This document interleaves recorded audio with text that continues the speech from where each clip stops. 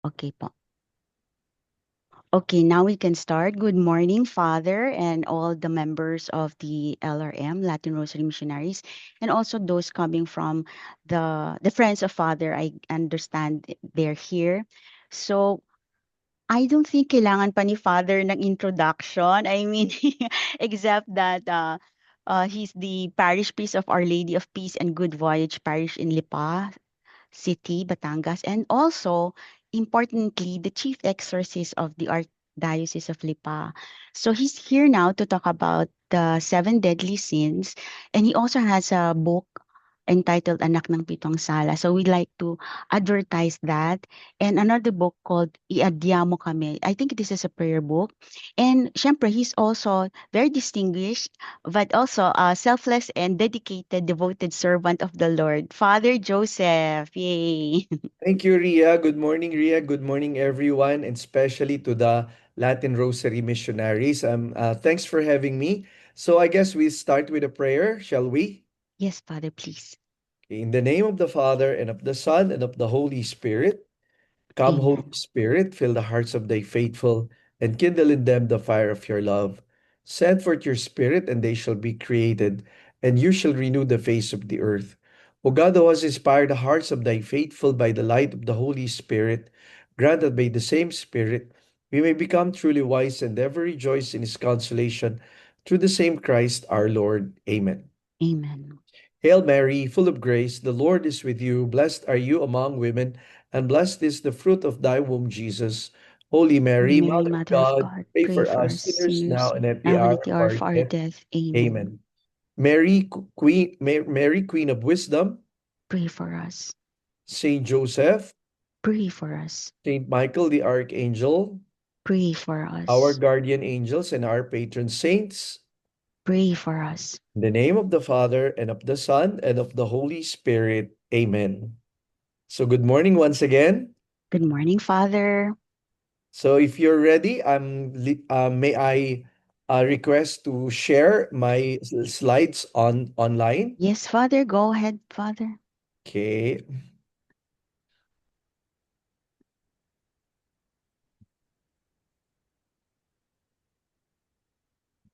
So here we go. Can you see it? Yes, Father. Um, Okay. yes, Um, Father. this is not a fruit of my own reflection, nor my own thinking, nor invention. The seven that listens used to be eight, but the church fathers, especially Saint Thomas, Saint Augustine, and Saint Gregory and others, um, somehow throughout the history, became eight, became seven. Kasi yun pong pride, at saka dati po kasi bukod dun sa seven, so makikita natin yung pride, greed, sloth, etc. Meron pang plus one, which is yung tinatawag po na vainglory.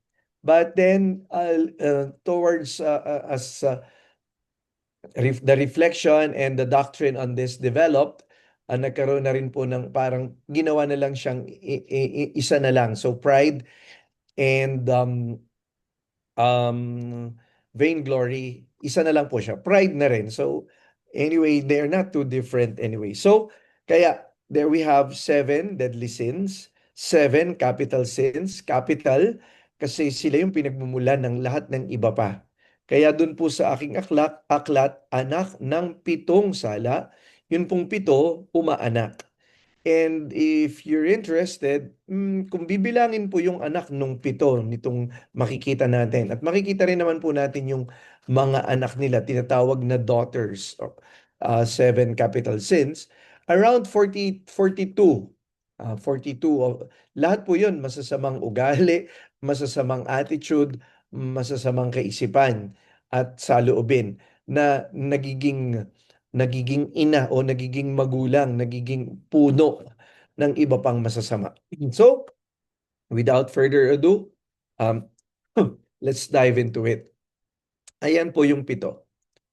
Pride or vainglory, sabi ko po sa inyo, pinag-isa na lang. And tinatawag po natin sa Tagalog na kapalaluan. Okay? And anger, excuse me.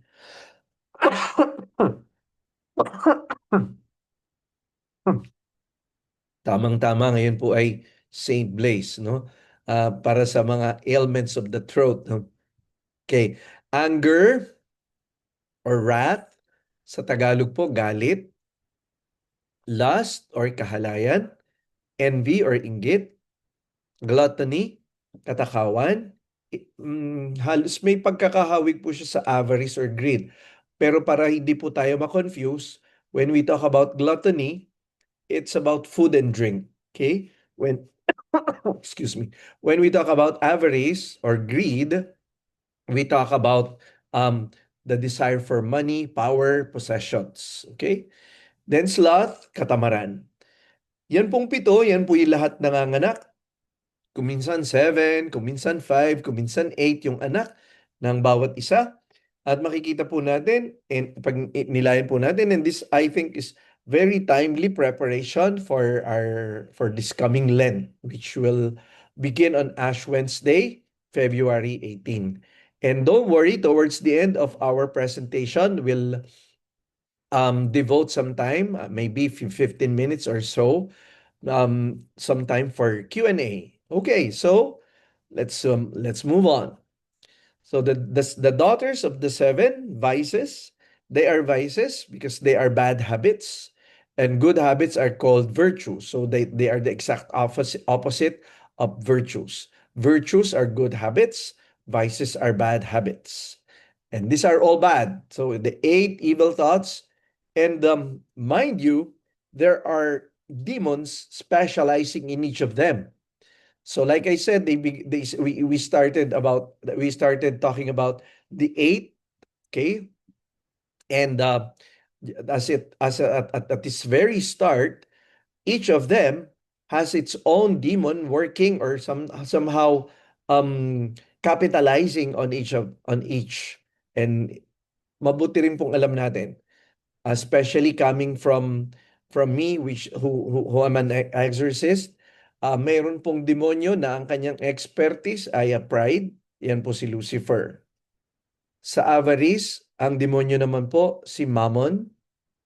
Kaya sinasabi sa Biblia, you cannot serve both God and Mammon, dahil kung kinikilala mo man ang Diyos, pero nasa iyo ang kasakiman sa mga bagay na material at mga kamundo, hindi pwedeng mangyaring dalawa ang Diyos mo. Okay, you cannot serve both God and Mammon. Kasi ang Diyos ay Diyos, ang demonyo ay demonyo. Exact opposite, but not equal power. God is always the highest, omnipotent, and omniscient. Unlike the demon, these are demons we're talking about. Um, they are just creatures of God. They used to be angels, and they became fallen. So fallen angels, they are demons. They are bad spirits. Envy, mammon pa rin. Anger, Satan. Satan to mean an adversary. Okay, so these are all bad spirits. Kaya lang po meron silang personalities, kumbaga, meron silang individual na person, so to speak. And generally, we call them all Satan as enemy. Lust, Asmodeus. Gluttony, Baal or Beelzebub. Beelzebub is Baal-zebub, no? So the prince of demons. And sloth, Belial or Belphegor. Okay? When you talk about worldly sadness, it's the expertise of Belial. And when you talk about spiritual sadness, because sloth is about sadness, yung wala kang gana, okay, na magtrabaho, kaya sloth, okay? O wala kang gana na magdasal, kaya spiritual sadness. So, may mga demonyo na tumatrabaho sa iyo, maybe all of the above, no? Kung lahat yan nararanasan mo o lahat yan malalakas ang hatak sa iyo. So this is why this discussion is very important, no? And it's important in our spiritual battle, in our spiritual warfare, kasi ito yung mga kalaban natin na tumatrabaho laban sa atin. Anyway, May pangwalo, sinabi ko sa inyo, vainglory, at yan na rin po ay kahawig na rin ng pride. But vainglory, nandyan si Lilith, another demon specializing on this evil thought. Okay? So, we'll be talking about them one by one. Virtue is nothing without trial of temptation, for there is no conflict without an enemy, no victory without strife. So we are at war, spiritual warfare, and we should keep the good fight as St. Paul tells us. And for that to happen, we should know what's going on in the battlefield.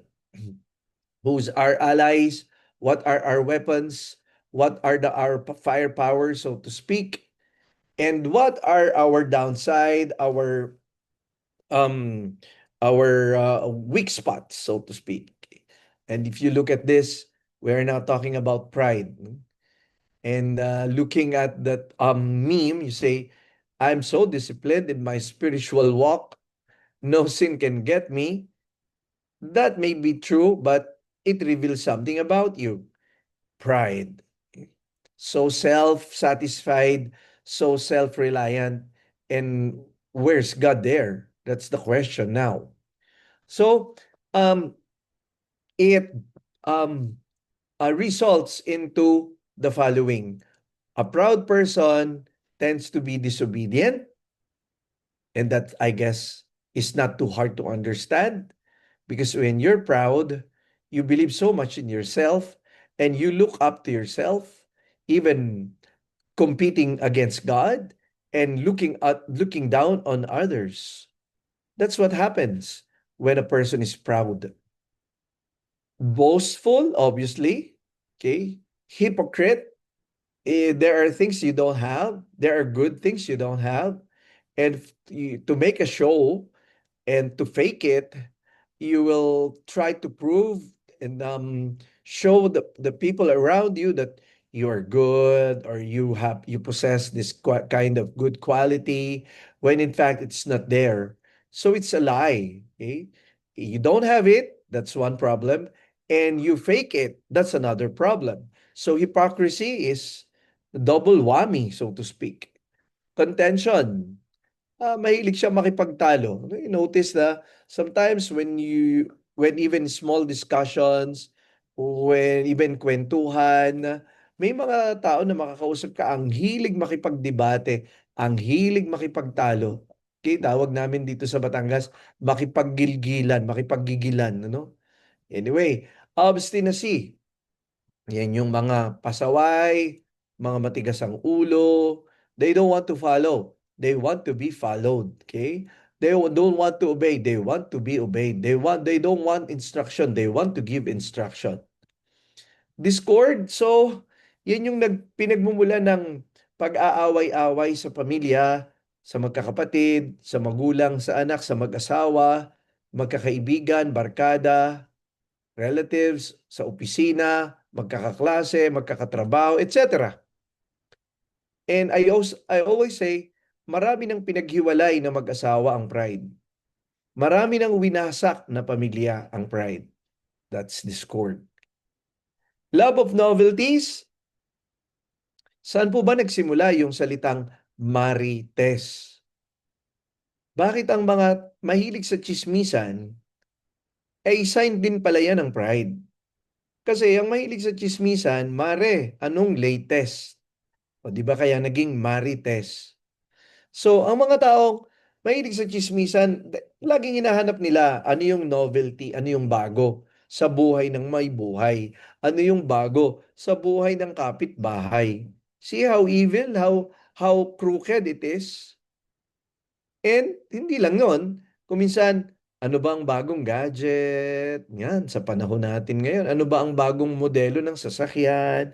Ano ba ang bagong pananamit? Ano ba ang bagong alahas? Ano ba ang anything new? Laging gusto niya, nangunguna siya, at siya yung magdadala ng bago o magpapakita, nagpapauso ng bago. Sign of pride. Watch it. So as we go along, I hope this reflection does not make us judgmental of others, but judgmental of ourselves. Ang tingnan natin, hindi yung katabi natin. Ang suriin natin ang ating sarili. So, anong solution? Humility. Humility. Kailangan kokontrahin natin yung pride. That's the only way to solve it. That's the only way to avert it. But of course, this is our effort, and we can never do it alone. We always depend on God's grace, on God's help. So, kaya napakahalaga ng humility. That's how every virtue should start. Okay? Laging pagpapakababa, recognition of truth that you don't possess everything, you don't have all the intelligence, all the knowledge, you don't have all every capacity that things or situations would require. So you should be humble that you're not God. Accept that truth. Face that reality. That's humility. And that's how we should begin, how we should learn, how we should grow, how we should even grow in holiness and in sanctity. Now, let's go to avarice.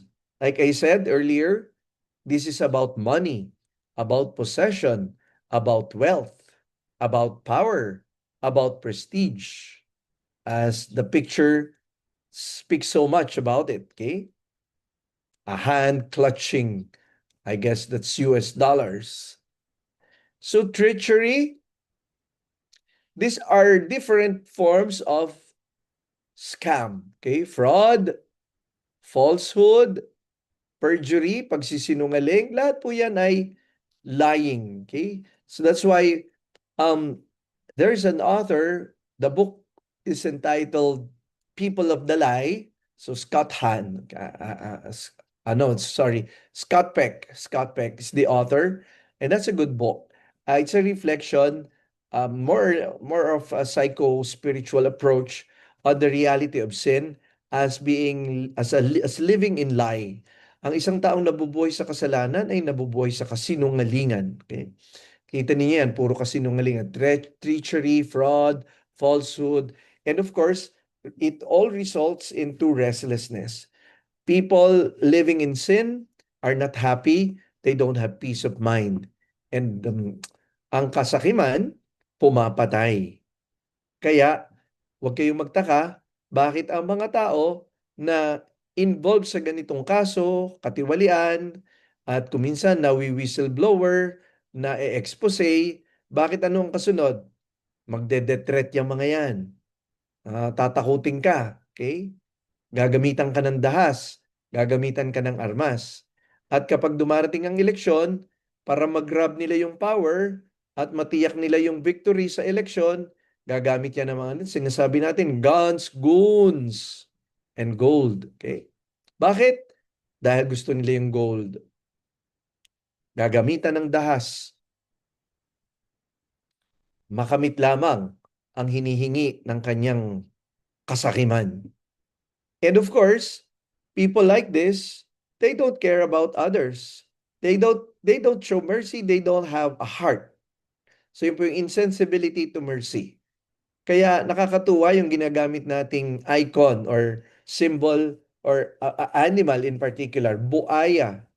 'Di ba kapag sakim, ang ginagamit nating imagery ay image or animal na buaya. And kilala natin ang buaya, makapal ang balat. So ang isang taong buhaya, makapal ang balat. Walang pakiramdam, walang puso, walang habag, walang awa sa iba.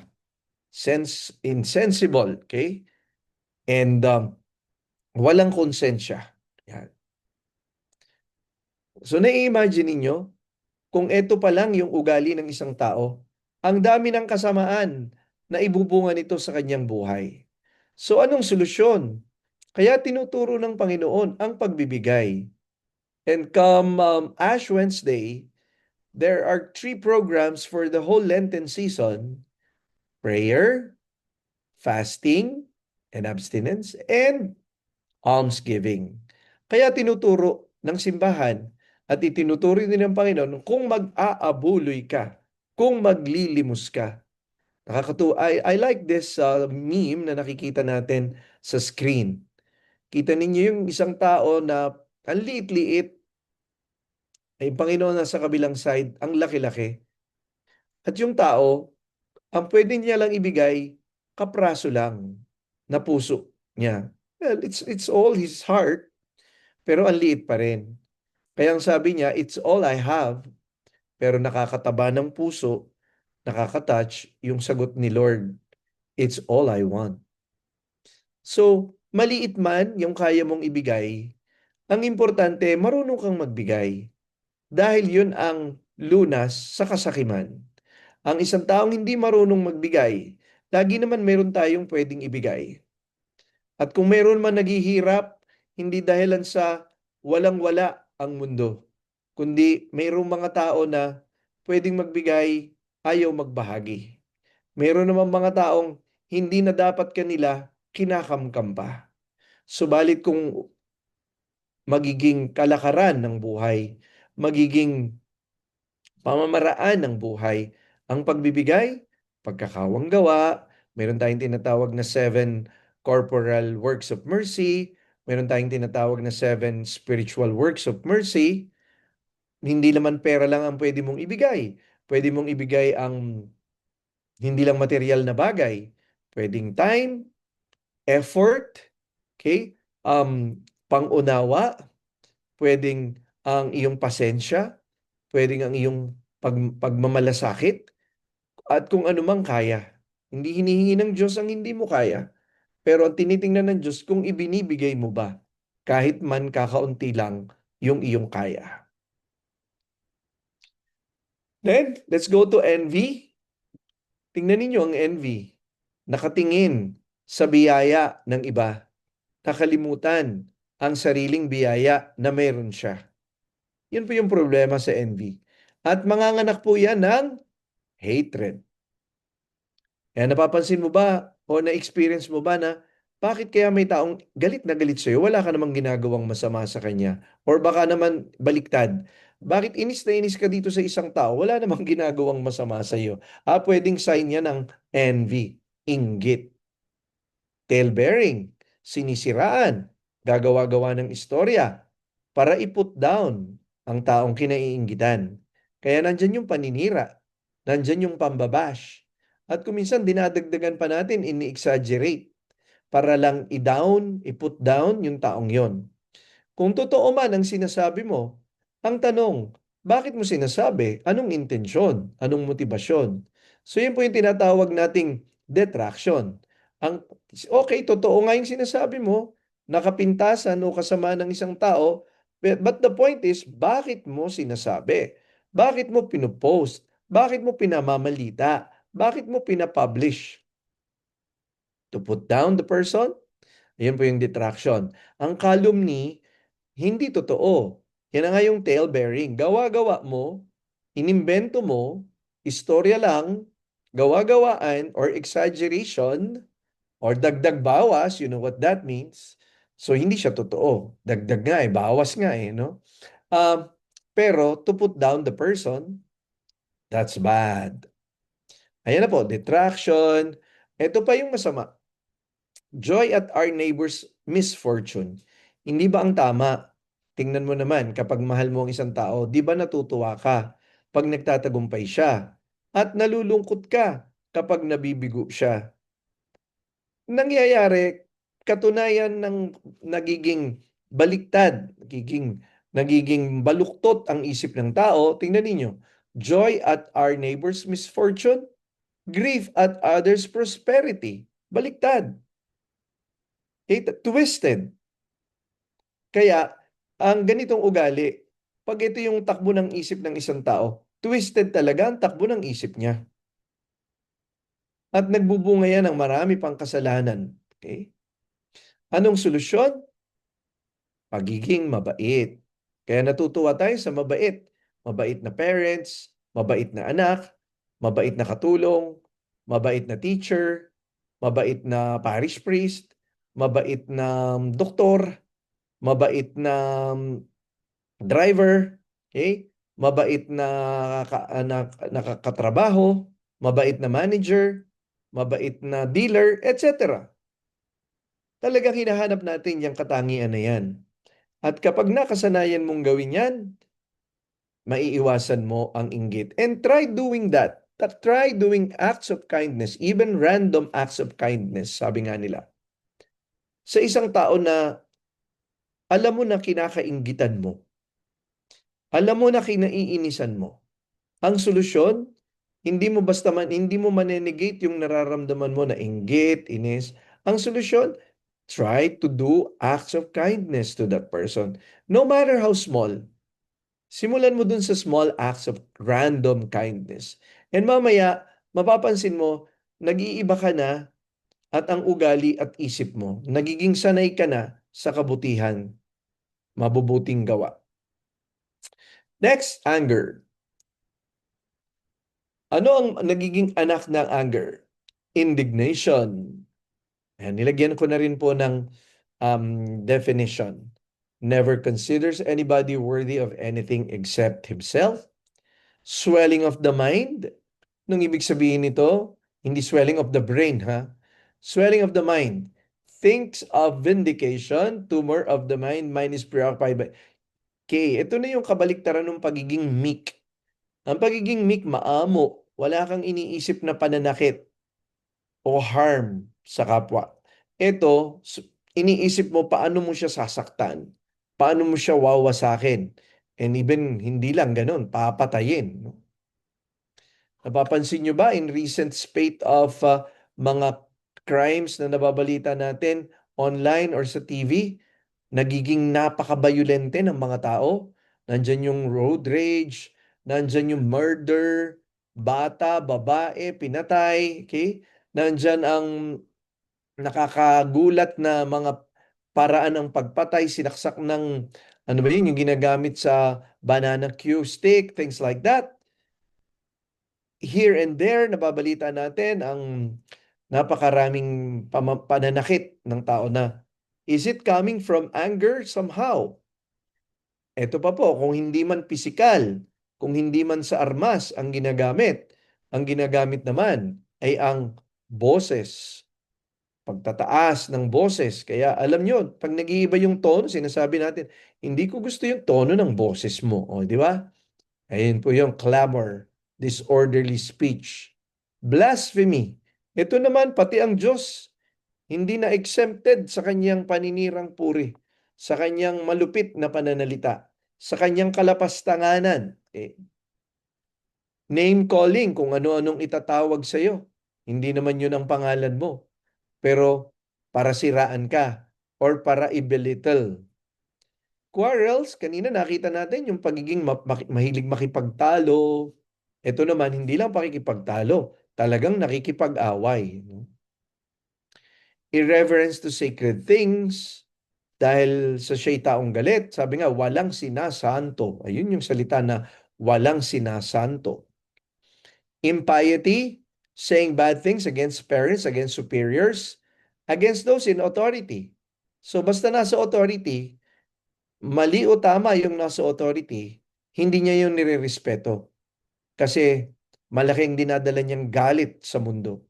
Okay? So galit siya sa parents niya, galit siya sa barangay captain, galit siya sa mayor, galit siya sa mga government officials, galit siya sa church officials, anyone in authority.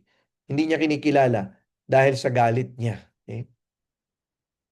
Hatred, ito naman, hindi lang those in authority, anybody or anything. Ang dala niya ay galit at gusto niyang wasakin. So anong solusyon? Meekness. Yung sinasabi ng Panginoon, especially nung Sunday, isa sa 8 Beatitudes, blessed are the meek. Gentle. Hindi madahas. Hindi mapusok dahil sa galit, kundi mahinahon. Practice. And makikita po natin dun sa book, practice makes permanent. Dun sa anak ng pitong sala. And thanks Ria for mentioning about it. And I hope when you read it, you can read it slowly and reflectively before moving to the next pages. Try to make it like a mirror and reflect and see your reflection, see yourself, and how to you it's like also a workbook. Makakatulong din po sa atin paano natin i-develop itong mga solusyon na binabanggit ngayon. Blessed are the meek. Pag sinasabi ko po doon, nasanay po kasi tayo na practice makes perfect. That's right. But I'm saying in the book, practice makes permanent. When you practice, it stays there. Okay? Pag nakasanayan mo na, sabi ng kabisado mo na, kahit nakapikit ka pa, alam na alam mo kung paano yung ipapractice, gagawin, i-apply sa sitwasyon. Meekness, for example. So when you practice it, it becomes permanent.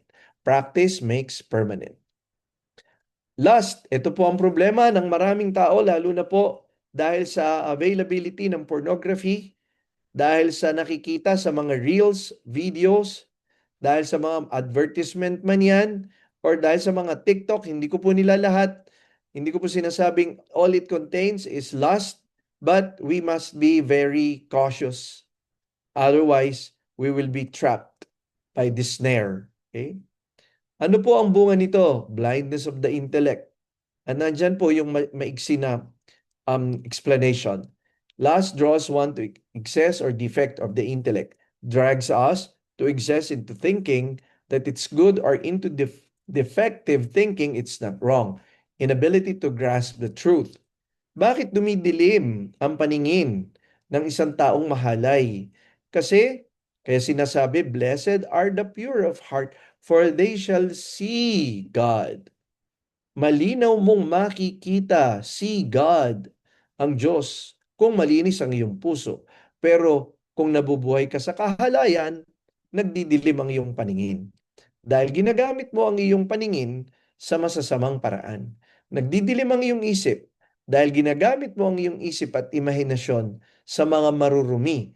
Ginawa ng Diyos ang isip mo at imahinasyon para sa mga bagay na makalangit. And you should know that in the first place.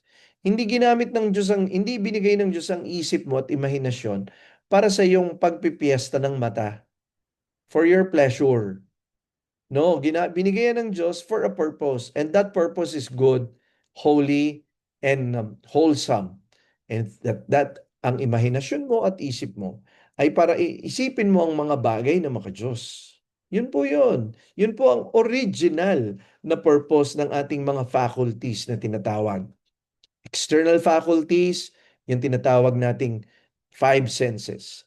Internal faculties, yun po yung imagination and memory. Mananatili dyan ang karumihan kung laging yan ang iyong pinagmamasdan.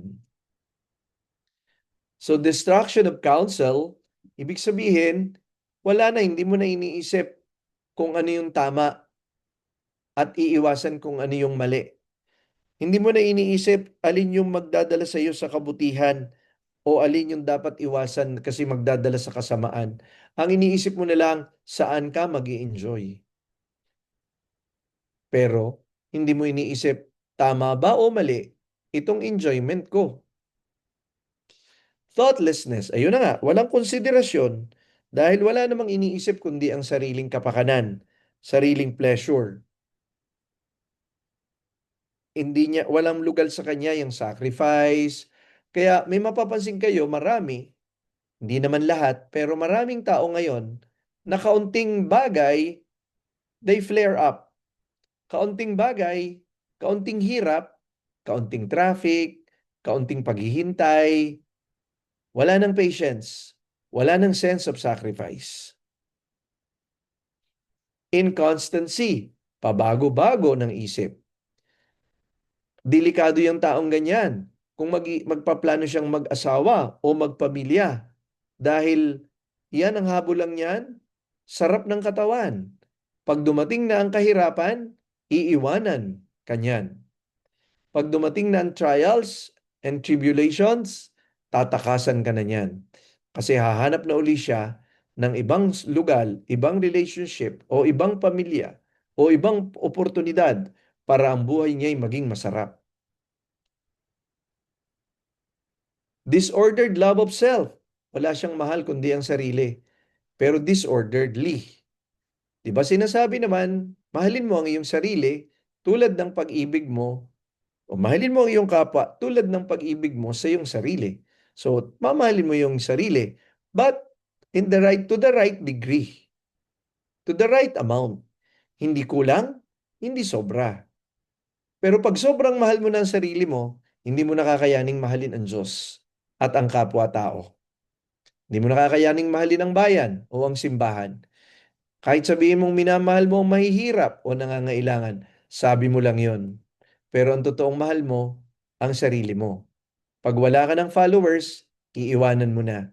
Pag wala ka ng likes, iiwanan mo na. At yan kuminsan ang hinahabol natin sa mga, again, hindi ko nilalahat, ano? Sa mga pag-online, blog, TikTok, napoprostrate ka pag walang nag-like, at bilib ka naman sa sarili mo pag marami kang followers and likers. Pero, teka muna, saan ka ba dinadala niyan? Baka ikaw na yung nagiging Diyos. Baka ikaw na yung nagiging famous. Pero wala sa lugal. Wala pala sa lugal. Dahil sabi nga, if anyone wants to boast, let him boast in the Lord. Ang Diyos ang dapat nating iangat. He must increase. We must decrease. Sa nangyari, puro sarili ang itinataas, iniaangat, ayun, nagkompetisyon, nagkainggitan, nagkapatayan, nagkalamangan, nagkadayaan. Hatred of God. Di wala ngang sinasamba, kundi pleasure, hindi niya sasambahin ang Diyos. Hindi niya kikilalanin ang Diyos. At nakikita pa niya ang Diyos na parang hadlang sa kanyang pagpapasasa at pagpapasarap sa buhay. Love of the present life, they don't talk about spiritual life. They don't talk about heaven. They are not thinking about hell.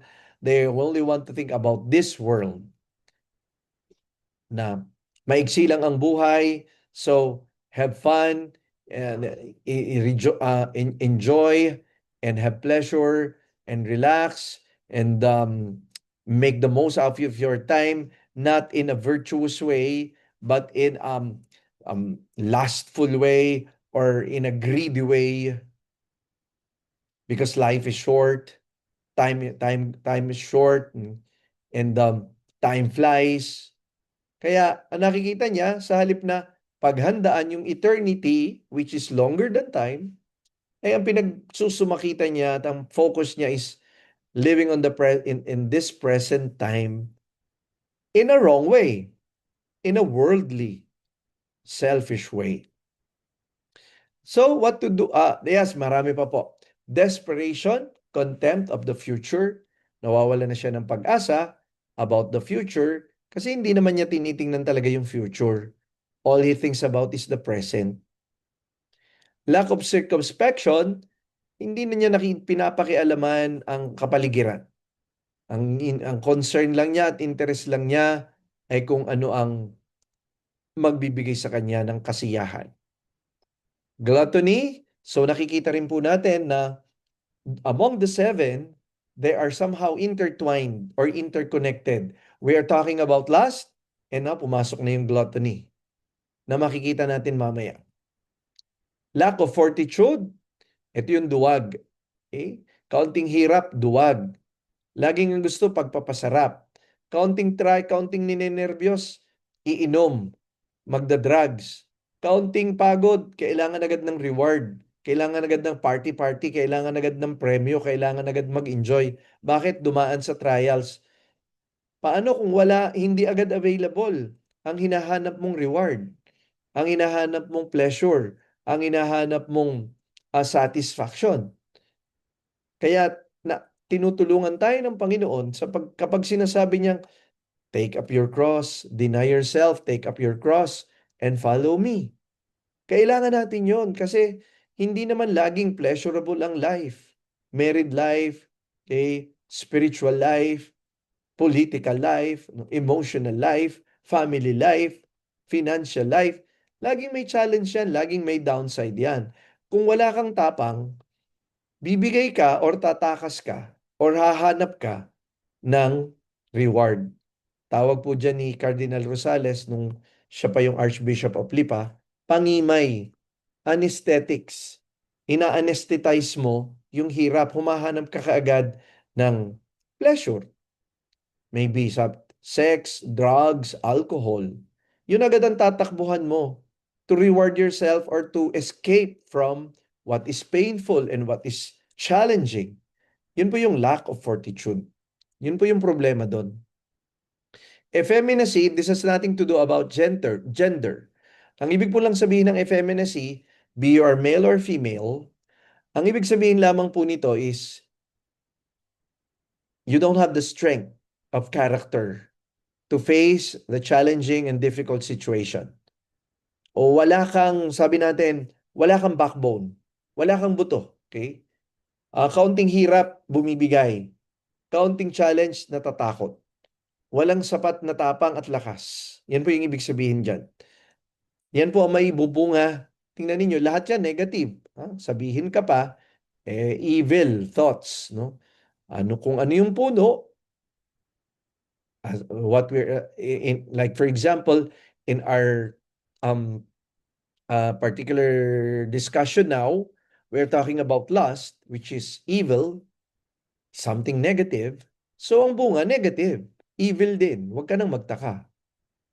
Pride, nakita natin kanina yung pride, first of our reflection. Now it's also connected with lust. Okay? And kanina nakita rin natin connected din sa lust ang gluttony. Scurrility, kind of strange word, no?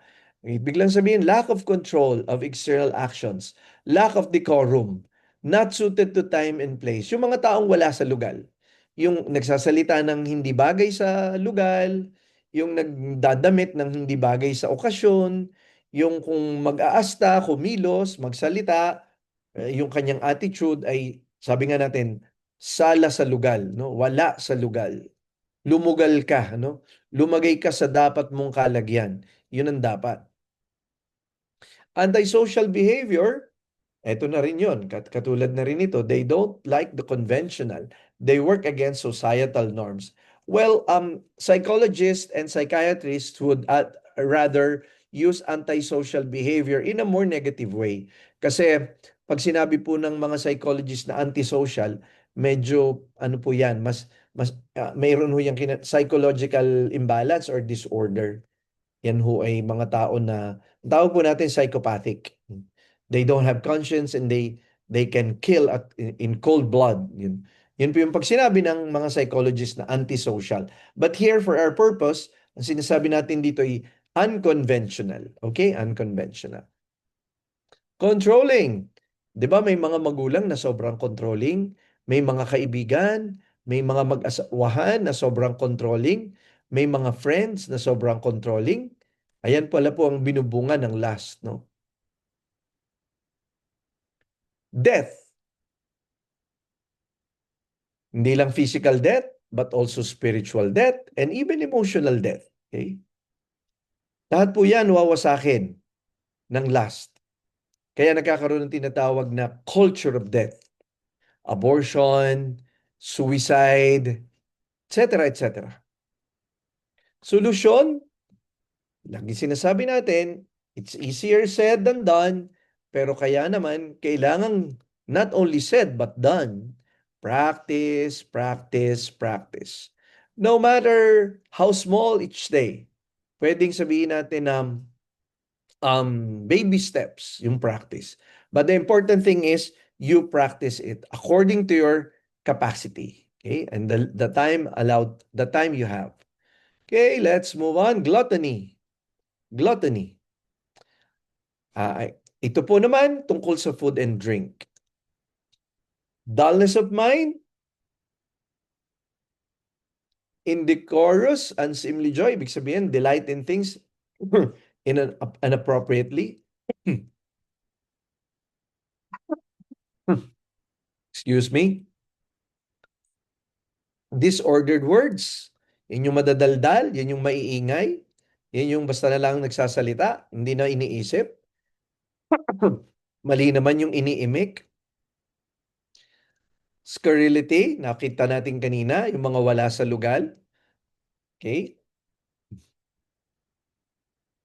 uncleanness, lustful, that goes hand in hand with lust, cannot fast nor abstain. Dieting is not necessarily virtue if it's purely for physical health and not towards eternal salvation, nor, excuse me, for God's glory. Solusyon, pagtitimpi, pagpipigil sa sarili. Kaya nga sabi ng isang advertisement, uh, it's a tire company, it's a tire brand, no? Sabi noong tire brand na yon, power without control is nothing. Pirelli. So kung gumagamit kayo ng gulong na Pirelli, pakatibay na gulong, ang kanilang pinaka-battle cry is, power without control is nothing. Eh meron ka nga namang sports car. It has all the power. It has all yung sinasabing torque. It has all the speed, but it doesn't have the brakes, ano? It cannot stop. So yung pagpipigil, pagtitimpi, pipigilan mo kung ano man yung nararamdaman mo. Pipigilan mo ang sarili mo sa pagkain, sa inumin, pati rin ang pagsasalita, pati rin ang iyong mga emosyon. Kailangan mayroon kang preno, mayroon kang brakes sa mga energies, emotions, na tumatakbo sa iyong kalooban. Punta naman tayo sa slot, katamaran. Naku, marami rin ganyan. Gustong yumaman, ayaw magtrabaho. So manloloko na lang. Gustong magkapera, ayaw maghanap buhay. So mangi-scam. Gustong yumaman, ayaw maghanap buhay. Gusto makagraduate, ayaw mag-aral. Tamad. Lahat gusto shortcut, lahat ng ginugusto niya easy way out. Hindi po pwede yan sa buhay. Hindi po yan ang tunay na buhay. At ang nakikita natin, pag gumagamit tayo ng gadget, lahat maalwan, lahat mabilis, lahat instant, lahat madali.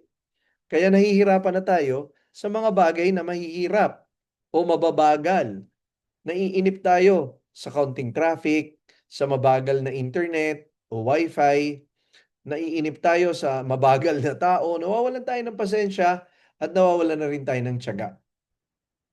So, anong nagiging laman ng isip ng isang taong tamad? Marumi ang kanyang isip, masama ang kanyang iniisip. Yun yung malice. Spite, siya ay anong sigurong magandang Tagalog, namumuhi sa kapwa, okay? Kinamumuhian niya ang kanyang kapwa. Faint-heartedness, mahina ang loob. Sabi natin kanina, kaunting hirap, sumusuko. Kaunting problema, bumibigay. Despair, ayan, nawawala na siya ng pag-asa. Eh, paano ka naman magkakaroon ng pag-asa kung tamad ka? Anong aasahan mo sa isang taong tamad? Walang future dyan. Ayaw mag-aral kasi nahihirapan. Ayaw magtrabaho. Ayaw magsimba. Ayaw magdasal. Maglalakad ng konti. Ayaw maglakad. Gusto may sasakyan. Umaampon, umuulan, tinatamad sumimba. Pero ang lapit lang naman pala ng simbahan. Wala talagang magagawa. Wala talagang mapapala. Wala talagang mararating ang isang taong tamad. Sluggishness. Pagsunod pa kaya sa 10 utos, yung sarili nga niya, hindi siya makatayo. Ayaw niyang lumakad. Wandering of the mind after unlawful things. Yung tamad, laging nakatunga nga, pero yung utak niya, ikot ng ikot, gala ng gala. At yung mga tamad, kaya nga sabi, um, yung idleness is the workshop of the devil. Yung mga tao walang ginagawa, delikado yan. Kasi yung demonyo, bibigyan siya ng magagawa. Oh? Kaya idleness is the workshop of the devil. Yung walang magawa, naku, kung ano-anong masama ang maiisip niyang gawin. Negligence, naku, mag-asikaso pa ba yan ng pamilya? Mag-asikaso pa ba yan ng asawa at ng anak? Mag-asikaso pa ba yan ng hanap buhay? Eh, sarili nga niya, hindi niya maasikaso. Idleness, oh, yan ang gusto niya. Yung walang ginagawa. Ayaw niyang mapagod eh. Ayaw niyang mahirapan. Ayaw niyang pawisan. Ayaw niyang magbanat ng buto. Ayaw niyang maabala. At ang kanyang filosofiya, hindi bali ng tamad, wag lang pagod. Biro niyo pag ganyan ang naapangasawa niyo. Pag ganyan ang parents mo. Pag ganyan ang anak mo. Pag ganyan ang leader mo. No? Pusillanimity. Wala na siyang pangarap.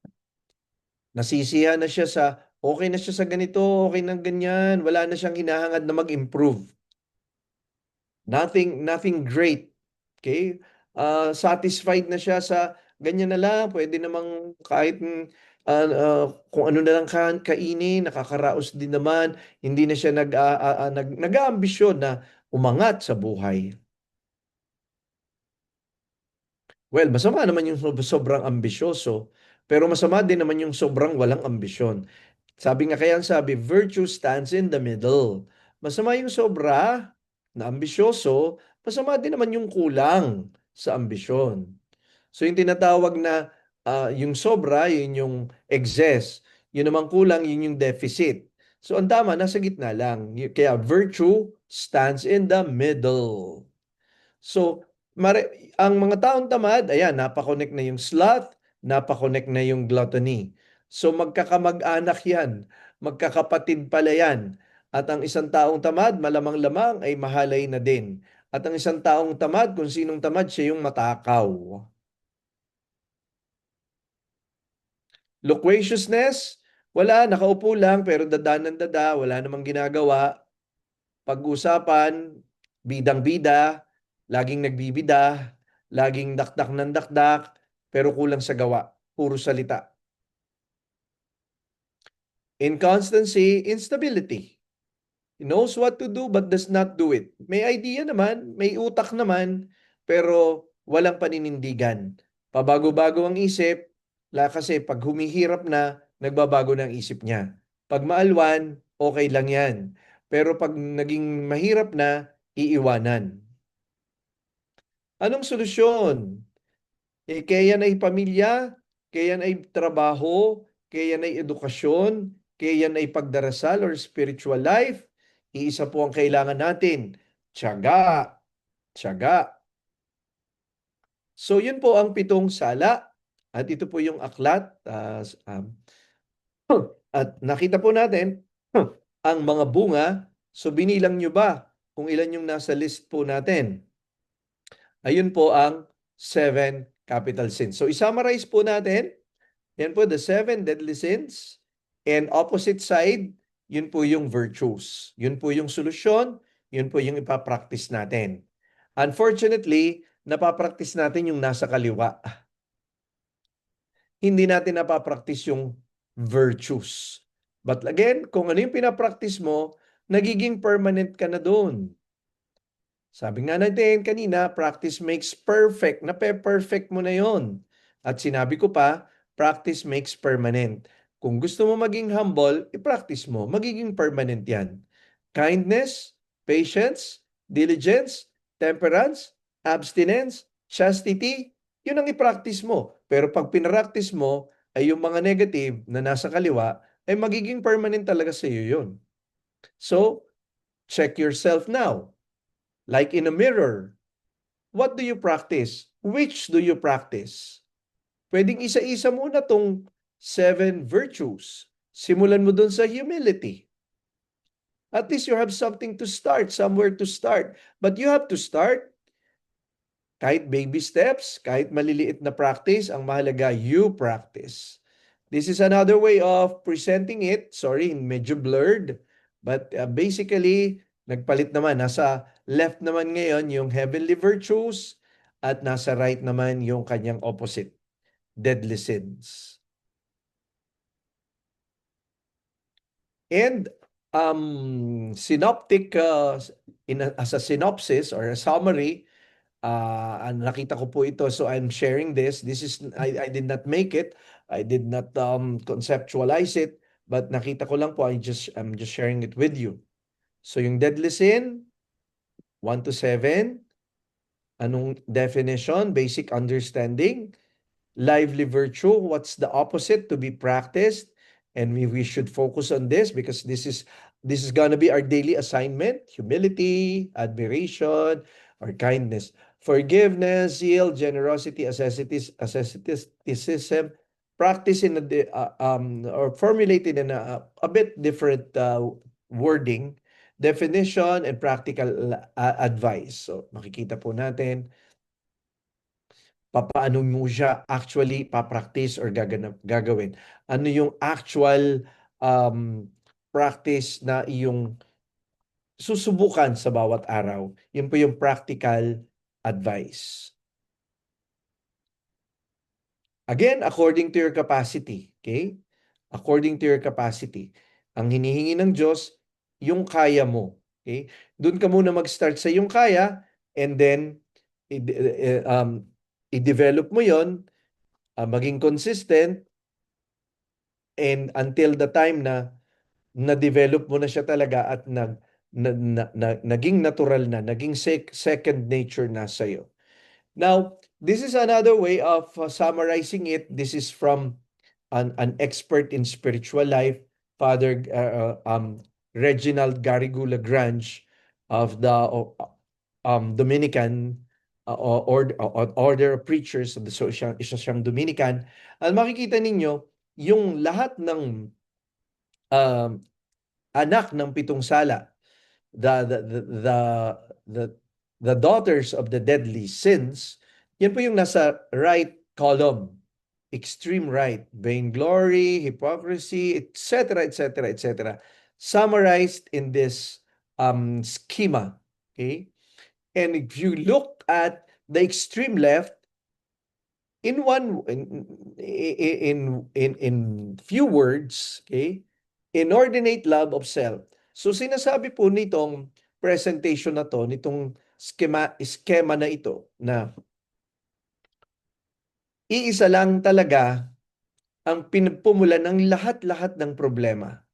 Sobrang pagmamahal sa sarili.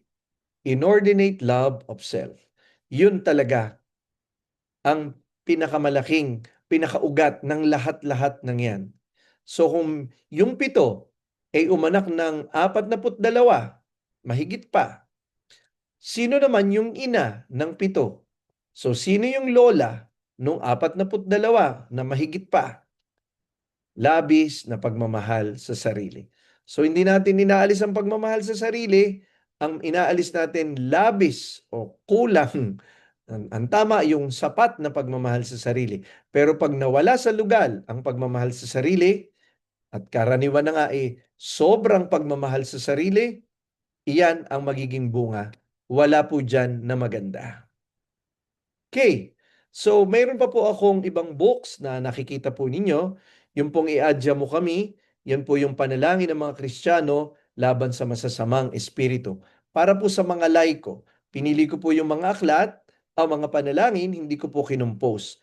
Tinranslate ko lang po into Filipino. Pero yun po ay mga prayers na noon pa ay nakasulat na at nasa atin ng mga dasalang pangkatoliko, at yung iba po naman ay nasa mga aklat naming mga exorcist, pero pinili ko lang po alin yung pwede sa mga laiko. So, uh, prayers for the laity. At ito po yung anak ng pitong sala na pag-usapan po natin ngayon. Pwede nyo rin pong basahin siya at marami pa pong iba pang mga kaisipan at mga ibang pamamaraan, mga para pong workbook na makakatulong sa atin sa pagbabago, kaya gabay sa pagbabagong buhay. Okay? And Oremus, yan naman po ay tungkol sa paglalakbay naman sa pagdarasal. Marami rin po siyang challenges, marami rin pong bagay na dapat nating maintindihan, and I hope makatulong po itong itong aklat na ito, published by the Daughters of St. Paul. Lahat po yan. So, I guess we now go to the Q&A portion. Babalik na po tayo sa screen. Opo, thank you so much, Father. Yeah, I don't know how to stop the share. Can you do it for me? Ah, yun lang, Father. Oh, Ayan, that's yan, it. yours. It's Okay. okay now. Okay. Ayan. Opo. So, thank you so much, Father. Daming realization. Parang Okay. overwhelming. Tsaka anak-anak sila. Sige, pagbibigyan ko po muna si Sis Nancy. Father, thanks for this Zoom meet po. Ano po ang advice kung may tendency to be gay? I beg your pardon. Ano po daw po ba ang advice kung may tendency to be gay, a homosexual? Um, sa panahon natin ngayon, nagiging mahirap itong topic na ito, itong question na ito. Ang sa atin naman pagdating sa spirituality, special morality, the question here is it's not about what you are but what you do. Okay? Kasi kung ang sasabihin natin is how to change your style of dressing, how to change your style of speaking or acting, your ways of being, eh medyo complicated po yon. But we must be careful with what you do. So for example, ito bang, kaya po, kahit po dito sa aming archdiocese, ang paalaala po sa amin ng ating archbishop na ngayon po ay president ng CBCP, um, instead na ginagamit po namin yung salita na LGBTQ++, dahil po meron siyang mga pwedeng political undertones, pwedeng meron siyang yung tinatawag din po natin na mga mga philosophies involved in it, or yung tinatawag nating mga ibang agenda, okay? Ang ginagamit po namin dito pagdating sa pastoral approach, yung pong um, people with same-sex attraction. Okay? Kasi it speaks more of the person rather than of an ideology. Okay? Or any agenda. And kaya maganda po yung tanong na yan. Um, kung sa ganung pakiramdam ng isang tao, ganung attraction ng isang tao, iniiwasan niya ang paglabag sa kautusan ng Diyos, then he is a good person. Okay? Again, ang pinag-uusapan po natin dito, we don't judge the person, we don't judge the soul of the person, kasi only God can judge it. But we are more concerned about the action of the person. So, sa inyo bang pagiging gay, nagkakaroon ka ba ng sexual acting out? Well, that's where morality comes in. Ibang usapan na po yan. Dapat na po yan na mayroong alituntunin at gabay, basically, the commandments of the Lord. Okay? So hanggang sinusunod mo yung utos ng Diyos, you're good. Okay? Maaaring ganito ang iyong sexual attraction, pero inilalagay mo sa tamang lugar in the sense that you're not violating any moral laws, any commandment of God, you still remain being a good person, then you're good. Ayun po ang nais kong banggitin. Other questions? Father, still from Nancy, Father, is being gay spiritual incapacity or spiritual burden? Not necessarily, I guess, because even if you're not gay, sabi natin straight, ano, male or female, you will definitely face some difficulties. Every person for that matter. Lahat po tayo may kahinaan. Hindi lang naman sa sexuality. Pwedeng ang yung nakita natin, pwedeng sa pride, pwedeng sa slut, pwedeng sa anger, di ba? Mm-mm. What matters is, alam mo yung tama, yun yung sinisikap mong marating. Alam mo yung mali na nasa sayo, yung nakita natin kanina, yun yung nire-remedyohan mo. Kaya nilagyan natin ng anong dapat gawin. Kung naiinggit ka, kindness. Kung nagagalit ka, patience. Kung nagiging proud ka, humility. So as long as pinapractice mo yung mga bagay na yun, yun ang importante. Okay.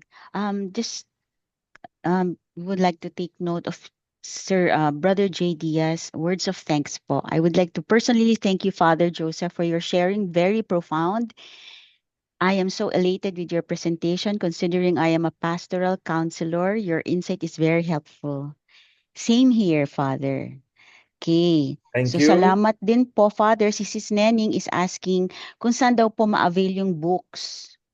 Hi, thanks for asking. Available po ito sa St. Paul Media Pause. Center. Available Ayan. din po sa Pauline. So, kasi yung pong St. Paul's, yun po yung men religious. Kasi yan po ay may mga pare at mga madre na in the Pauline family, St. Paul family. So, St. Paul na mga madre, yun po yung Paul lines. Yun pong St. Paul na mga pare, ay sila po yung St. Paul's, okay?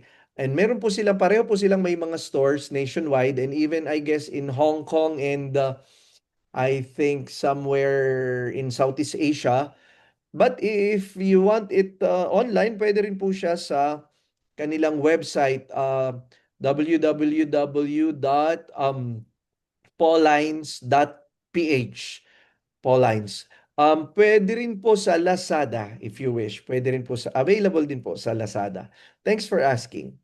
Okay. From Miguel Garcia, if someone forgot a mortal sin they committed from years ago and they haven't confessed that sin yet, does it still hurt their soul or their relationship with God? If yes, how can one deal with it? Yes, that's why there's confession and that's the best way, okay? Go to confession and make a good confession, prepare yourself for it, do yourself a good soul searching or tinatawag din natin tinatawag din po natin na examination of conscience, which dapat ginagawa rin naman natin every afternoon or every evening before we go to bed. So kumbaga, kung minsan nga yung pera, 'di ba, meron tayong um tinatawag na cash position, no? Mm, Familiar diyan yung mga accountant at saka yung mga cashier at mga mm, nagninegosyo, 'di ba? Dapat alam mo kung ano yung cash position mo day by day. Eh ganun din yung iyong soul position. Na teka, ligtas ba ang kaluluwa ko kung kukunin ako ni Lord mamaya or bukas or anytime now? So, why prolong going to confession? Andyan, may mga available naman tayong mga pare or mga shrines na nagpapakonfess. That's the best way for your soul, for the salvation of your soul, for your healing, and for your sanctification. But of course, you have to prepare for it to make it a good confession na dapat nandun yung iyong contrition. mhm. So, Father, is it do do we need to say it again that we forgot this mortal sin? But from Yes. Uh, yeah, okay, do we mention it? Sometimes, even I myself, I experience that when I confess, I confess regularly, I mean monthly. And sometimes kahit nag-prepare ka na, nalilimutan mo somehow. So, it's good to say, Father, these are all my sins and I include all those past sins that I may have failed to say or Okay. remember. Now, if after confession, so well, when you say that, napatawad naman yon. But it's a good Mm, practice na sa susunod na confession, may naalala ka na hindi mo pala nabanggit in the mhm, last confession, you can say it na, Father, in my last confession, nakalimutan ko po na nagsinungaling po ako, or nagalit mm, po ako, or nanlait mm. po ako, things like that. Okay, thank you, Father. Thank you, Father. Okay, Sis Maricel, Father, what do we do po when we have someone in our family or circle showing signs of the seven deadly sins? Actually, it's good to be concerned and to care for the salvation of other people. Pero syempre, sabi ko nga kanina, ang una nating sinusuri, sarili natin. And only after having done that, syempre, concern naman natin kaligtasan ng iba, lalo na ang iyong kapatid. 'Di ba? Sabi nga ng Panginoon sa Biblia, kung napahamak ang iyong kapatid dahil sa iyong kapabayaan, pananagutan mo rin. Pananagutan mo rin. So tama, napakaganda ng tanong. It shows that you are a person with a heart for evangelization and sanctification of other people. So, diyan papasok yung tinatawag nating fraternal correction. pwede mo ba siyang kausapin ng heart to heart? Not as someone who has the authority and know it all or holier than thou. Hindi yon, kundi because you are really and authentically caring about the person and about his or her soul, pwede mo siyang paalalahanan in a nice way, in a charitable way. Okay. And then, so again from Nancy, why did God create gay people, Father? Well, God did not create gay people. God create Adam and Eve. O tingnan mo nga kung sa Adam and Eve meron ba doon na gay? Okay. Okay. Okay. Okay. From Brother Rene Calsenia, Father, good AM. Ask ko po, part din ba sa gluttony? Oo nga. Ang pagiging mapili and very demanding sa food? That's a good question. Delicate po yan. Maganda pong tanong yan.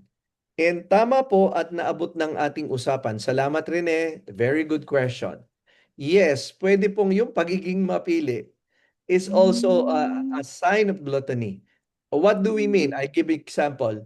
Pwede ka namang kumain ng, let's say, depende dun sa income mo, income Mm-mm. range mo. Mm-mm. Bakit ka kakain sa first class na restaurant, fine dining? Mm-mm. Well, once in a while, pwede. Mm-mm. Pero kung nagiging yun na yung habit mo, nagiging yun na lang ang taste mo, watch it, it can be sign of Mm-mm. gluttony.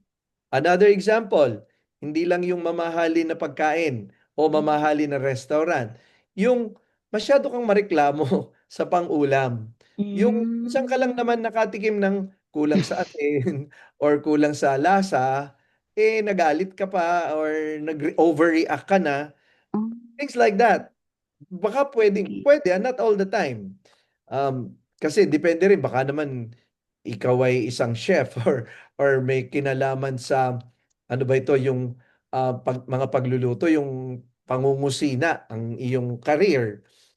Eh syempre, concern mo yon. Pero ang pinag-uusapan natin, kaya maganda yung tanong ni Rene, is baka nga naman nagkakaroon ka na ng inclination sa masasarap at mamahalin na pagkain na yun na lang ang hinahanap mo all the time, hindi na sometimes, kundi oftentimes, at nawawalan ka na ng pasensya doon sa mga pagkain na sa palagay mo ay ordinaryo at hindi masyadong nagtumatama sa panlasa mo. Medyo pwedeng mga palatandaan po yan, warning signs po yan. Okay, thank you. Thank you, Father. Thank you, Brother Rene. From Peter, morning po. Tanong lang po, okay lang po ba kung sa pagdarasal ng Rosary, Divine Mercy Chaplet at Saint Benedict Chaplet at Latin po ang gamit? At ano po ang epekto nito kay Satan, Father? Well, when we pray, ano ang definition ng prayer? Makikita natin dun sa Oremus na atin pong aklat na kanina nakita. It's our raising of our minds and heart to God. That makes a prayer a prayer. Regardless of language, okay, Mm-hmm. I say it again, Yes. regardless of language, Mm-mm. uh, hindi po natin masyadong concern kung ano yung makaka-attack kay Satan. Ang mahalaga po doon, ipaubayan niyo po yun sa amin ng mga exorcist. Kung kaya Mm-mm. gumagamit kami ng Latin. Now, don't get me wrong. I'm not saying that praying the rosary in Latin is not good. But what I'm saying is, let's start from what is basic. Mm-mm. Basic is prayer, and when is prayer a prayer? When it comes from your heart and mind. Again, Yes, regardless of Father. the language. Mm-hmm. So if your purpose in using Latin is to afflict Satan or get rid of Satan, that's not bad. And then you are entering into the battle zone or battlefield arena. And the best thing for you, being as lay people, is to pray often, pray with devotion, pray from your heart, and receive the sacraments, especially receive the sacraments regularly, and then Satan can do nothing against you with that. You are already armed and protected. More than enough, more than sufficient. And as regards defending Satan or counter attacking Satan, leave that to us exorcists. Mm-mm. Okay. Okay. Thank you, Father. From Miguel Garcia, hypothetically, if a child is a baptized Catholic whose parents don't go to Mass and don't teach the child about the faith, so the child also doesn't go to Mass because the parents don't take them and the child can't go by themselves, and the child doesn't learn about sins or the difference between good and bad because of the parents not teaching the child. If the child commits a sin from which in the eyes of the child is it's okay to do it, will that affect the relationship with God or will the child open doors to demonic harassments? Yes, that's all possible to happen. Kaya naman, kung magpapamilya ka, una mong obligasyon bilang magulang, ikaw yung unang katikista at first teacher of your children. Now, we are living in a real world, not in a perfect world. Tama yung question, very difficult situation. May mga magulang, they don't know how to catechize. They are not doing their job as good parents, as first teachers of their children. And marami yan. So the next thing is, ang sagot ko dyan, pwede mo bang ipadala ang mga anak mo kung hindi ka makapagturo ng katisismo o pananampalataya, pwede mo ba siyang ipadala sa Catholic school? Again, we are living in a real world. Not every parent can do that or afford that. Okay. If not, sumablay ka na dun sa una, hindi mo siya nabigyan ng katisismo, hindi mo pa rin kinaya yung pangalawa na alternative. Papag-aralin mo siya sa Catholic school. May isa pa, pwede ba siyang turuan ng katikista kung sa school or sa parish level? The point here is, kung hindi ka makapagbigay bilang magulang, tungkulin mo pa rin humanap ng paraan para ang mga anak mo ay mabigyan ng edukasyon. And I always say, education in the faith is the best form of education. Dahil tama yung tanong, kung hindi nabigyan ng katulad ng ginagawa natin, this is a form of education.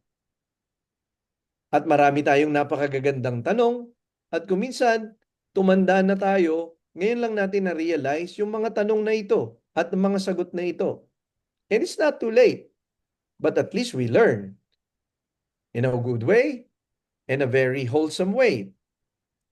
Pero kung hindi pa rin mai-provide ng magulang, yun talaga ang mangyayari. Mapapahamak ang mga anak, pwedeng lumaki sila na mapariwara ang kanilang kaligtasan ng kaluluwa at ang kanilang pagkatao ay walang dinidiyos. Posible.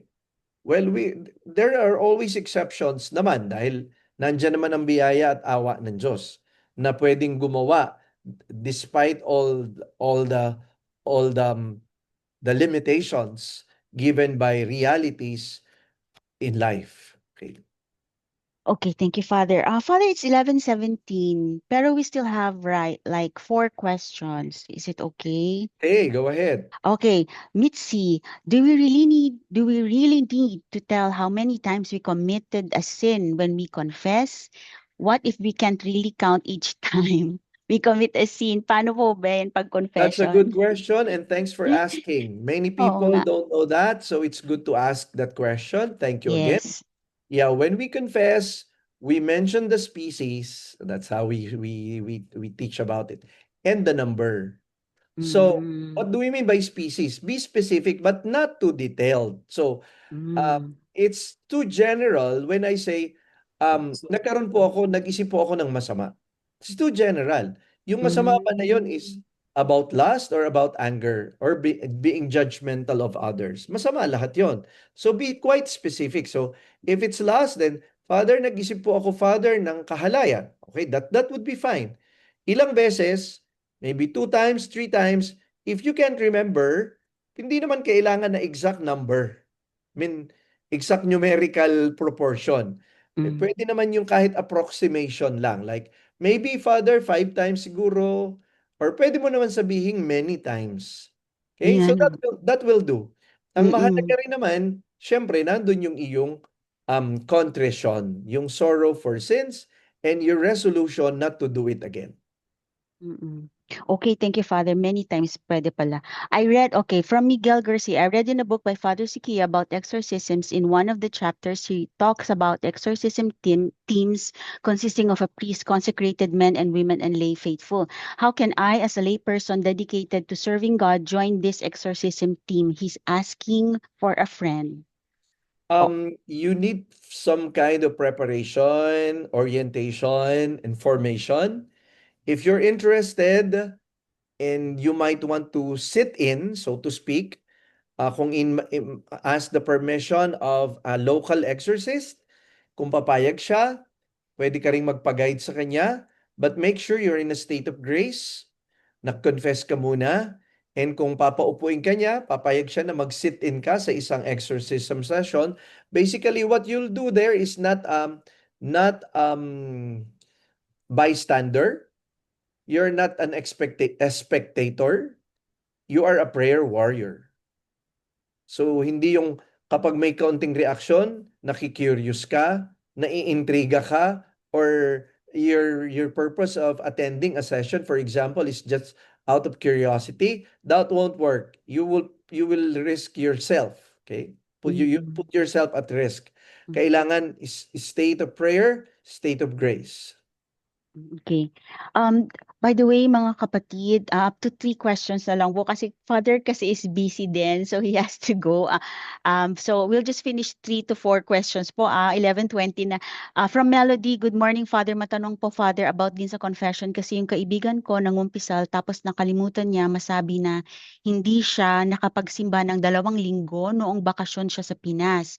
Tapos napunta siya sa Saint Joseph at umattend na siya sa 6 p.m. na mass at nag-communion.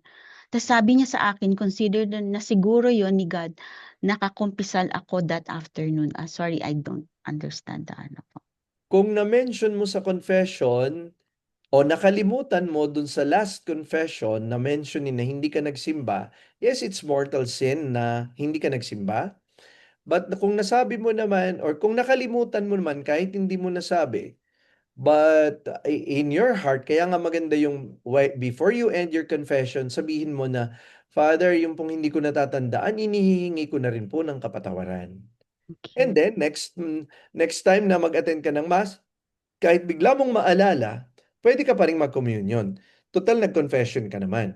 And ang Mhm. gagawin mo na lang, next time na mag-confess, saka mo na lang sabihin ulit sa pare na, Father, nakalimutan ko pong i-mention last time, etc., etc., etc. Okay. From Rain, gluttony just pertaining to food po ba, Father? How about if Okay. How about yung damit naman, Father? If mapili ka sa damit or gadget, for example, gusto laging bago ang damit or papalit-palit ng mga gadget, kahit buwan-buwan or lagi may bagong brand, is it part of gluttony? Gluttony refers only to food and drink. So kasama yung Ah, pagigising, kasama yung kahiligan sa mga drinks, okay? Don't forget about okay food and pala. drinks.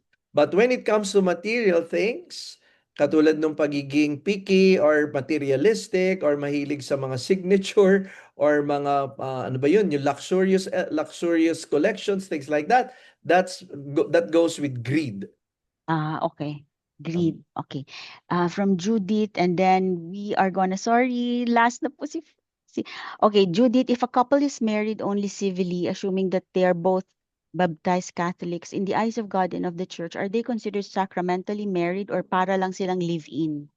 Para lang silang live-in. So they are living in sin. They cannot receive communion. And even if they go to confession, unless they have decided to receive the sacrament of marriage, they cannot be absolved by the priest because they will go back to a sinful state. And when they attend Mass, they can attend Mass, but they cannot receive communion unless they get married sacramentally. Okay. Okay, last na po. Sorry po talaga. Kasi Father, follow-up sensitive question. What is your opinion about marital rape daw po? Uh, Before I answer that, maybe what we feel now in this session is we need a part two or a next session again Ah, sometime later. But to answer the question, marital rape is still rape. Okay, it's a sin against against the commandment of God.